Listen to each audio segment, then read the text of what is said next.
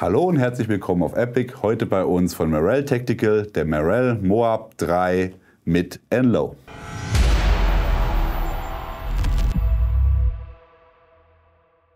Wir haben euch vor kurzem von Merrell Tactical das Firmenprofil mal vorgestellt. Wer dieses Video nicht gesehen hat, dem empfehle ich da auch noch mal einen Blick drauf zu werfen. Ist ganz spannend und interessant zu sehen, was sich hinter der Marke verbirgt. Am Ende dieses Videos habt ihr dieses erste Video verlinkt. Da könnt ihr auf jeden Fall dann auch nach diesem Video noch mal reinschauen und euch die Details dazu reinziehen. Ja, heute geht es aber ausschließlich um den Merrell Moab.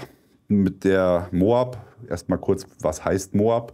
Das ist eine Bezeichnung für ein Stiefelmodell von Merrell, das es schon sehr, sehr lange im Sortiment gibt. Moab steht für Mother of All Boots, also die Mutter aller Stiefel. Und genau das ist er auch tatsächlich, denn der Moab ist schon sehr, sehr lange im Sortiment von Merrell, tatsächlich aber dann im Outdoor-Sortiment und im taktischen Segment eher relativ kurz. Da ist er dann erst seit wenigen Jahren da. Warum ist der Moab so beliebt? Ganz einfach, der Moab ist ein super leichter Hiking-Schuh oder Stiefel, je nachdem, für welche Höhe man sich entscheidet.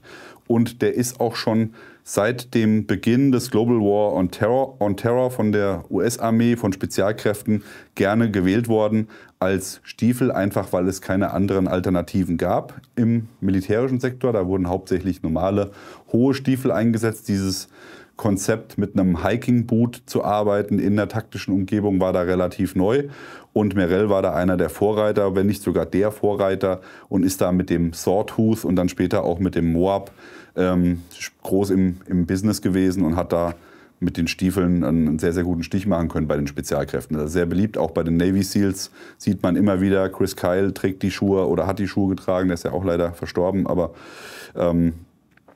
so viel dazu, die Stiefel sind auf jeden Fall, wie sagt man da, issued und legit. Genau, das sind so die typischen Wörter, die ich dafür verwenden würde, für diesen Schuh, um ihn da mal irgendwo einzunorden. Ansonsten für euch, wenn ihr jetzt auf der Suche nach einem leichten taktischen Stiefel seid, wenn mich das jemand fragt, dann fallen mir eigentlich immer nur so die üblichen 4 Verdächtigen ein, die würde ich jetzt auch gerade nennen. Das wäre zum einen natürlich der Lowa C4, super beliebter Stiefel. Wem er passt und wem er nicht passt, das sei dahingestellt.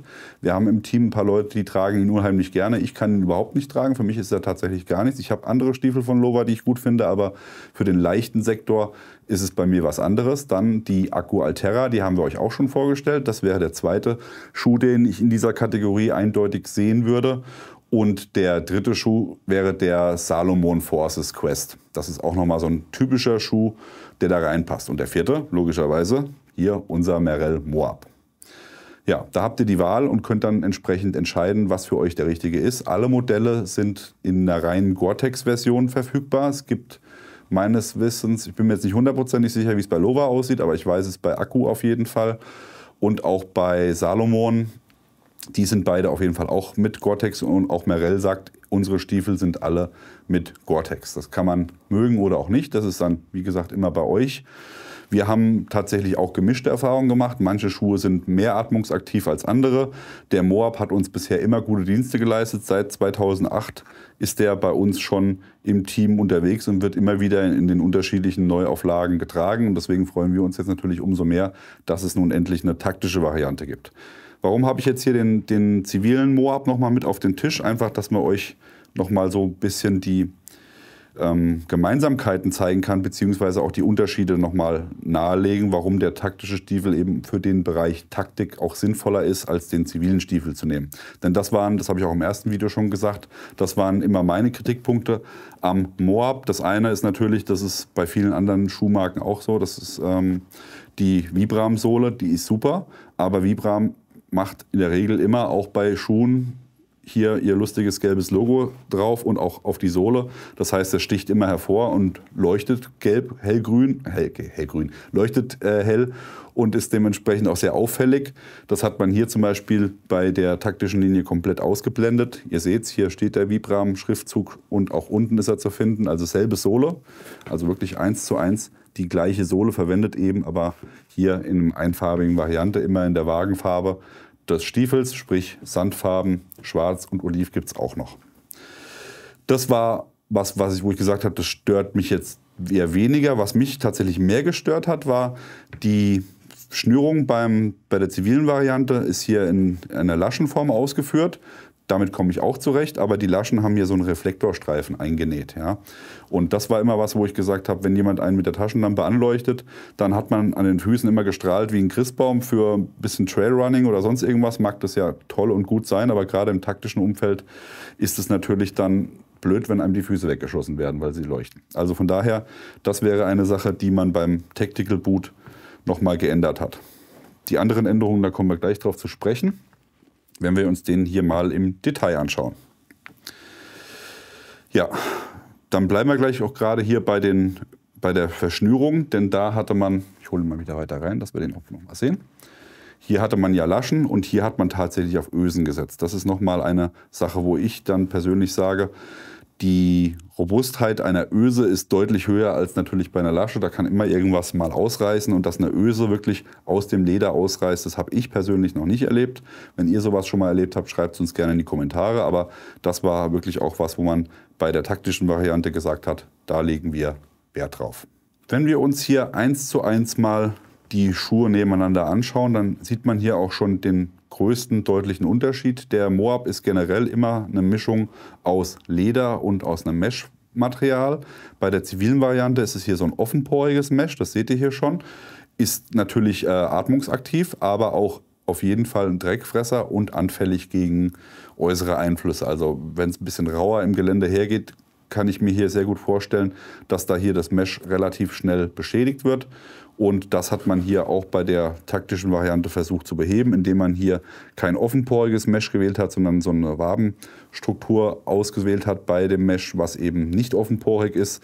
Ist wahrscheinlich ein bisschen zugunsten der Atmungsaktivität, können wir noch nicht 100% was dazu sagen, weil wir die Stiefel momentan hier nur als Muster haben. Wir werden die aber auch noch mal langfristig testen für euch und euch noch mal ein Feedback geben.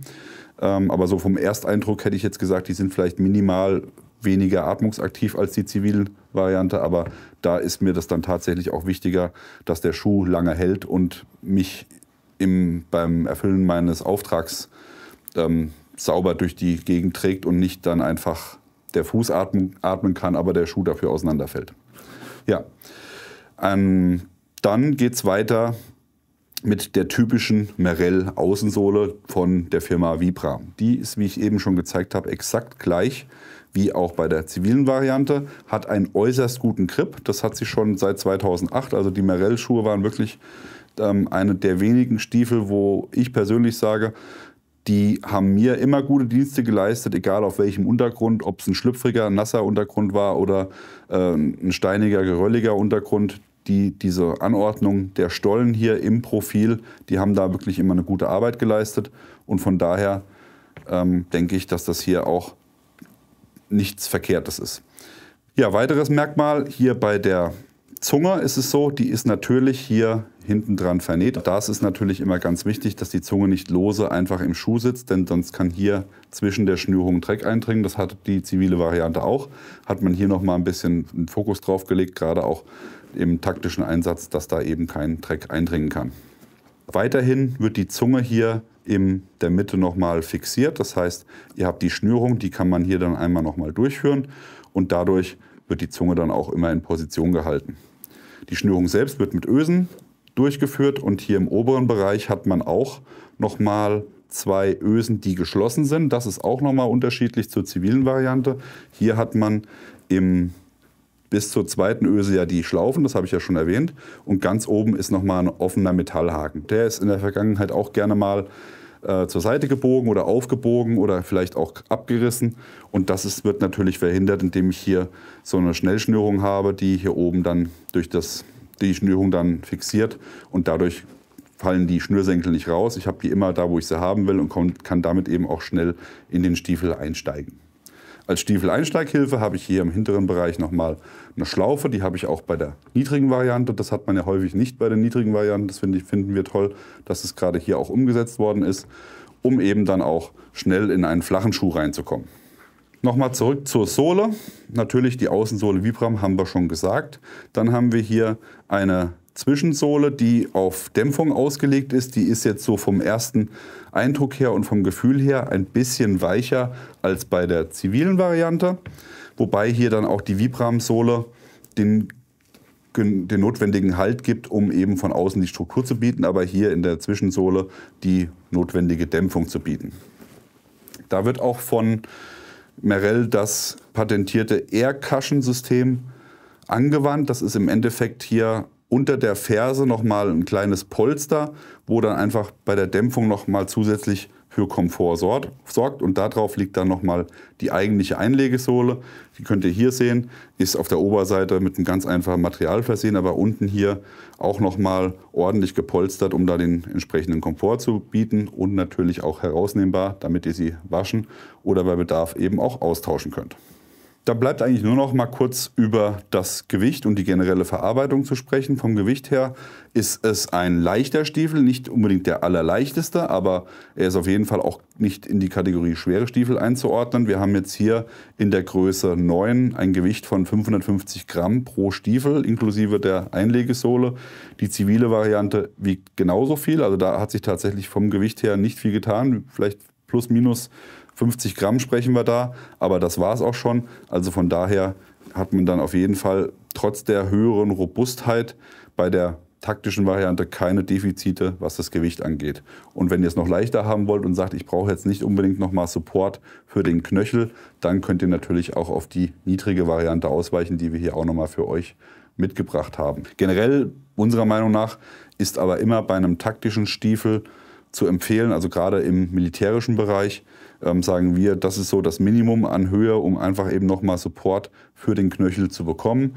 Im Polizeidienst, wo vielleicht dann auch der Streifendienst noch mit reinfällt oder wo man sagt, okay, ich bin jetzt nicht unbedingt in einem spezialisierten Umfeld tätig und brauche einfach nur einen robusten Schuh zum Arbeiten, dann kann man natürlich auch auf einen Halbschuh zurückgreifen. Ja, oder natürlich, wenn die Temperaturen so hoch sind, dass ich sage, okay, das Risiko, dass ich jetzt hier irgendwo meinen Knöchel verstauchen könnte, ist jetzt geringer einzuschätzen als die zu erwartenden Temperaturen. Dann kann ich natürlich auch immer auf einen Halbschuh ausweichen gegenüber einer mittleren Höhe. Ja, das war unsere erste initiale Vorstellung für den Merrell Moab 3 Tactical. Wie gesagt, wir werden, sobald die nächste Messe, sprich die Enforce Tech und die IWA vorbei sind, die Schuhe uns nochmal im Detail anschauen und auch mal langfristig tragen. Da eignen sich tatsächlich auch Messen sehr gut, um eben mal die Schuhe in einem nicht taktischen Umfeld zu tragen, um zu sehen, sind die bequem auf hartem Untergrund, auf ebenem Untergrund und natürlich dann auch nochmal im Outdoor-Bereich, dass wir euch da auch nochmal dann nach einem Jahr ungefähr ein Feedback geben können, wie die Schuhe sich denn geschlagen haben, auch gerade im Vergleich zu den anderen Marken. Da haben wir natürlich den Vorteil, dass wir hier viele Marken bei uns reinkommen und dann durch das große Team eben auch parallel getestet werden können. Und dann geben wir euch da nochmal ein Feedback. Aber von euch würde uns auf jeden Fall auch schon mal interessieren, habt ihr Merrell bereits getragen oder im Einsatz? Gerade hier der Merrell Moab 3 in der zivilen Variante bin ich mir 100%ig sicher, dass da der ein oder andere von unseren Followern sagt, die habe ich schon im Einsatz gehabt und die sind gut. Und deswegen würde uns das auf jeden Fall mal interessieren, was da eure Meinung zu diesem Stiefel ist. Den Moab 3 bekommt ihr beim Quartiermeister unter anderem. Der Distributor dafür ist MGC Industries GmbH.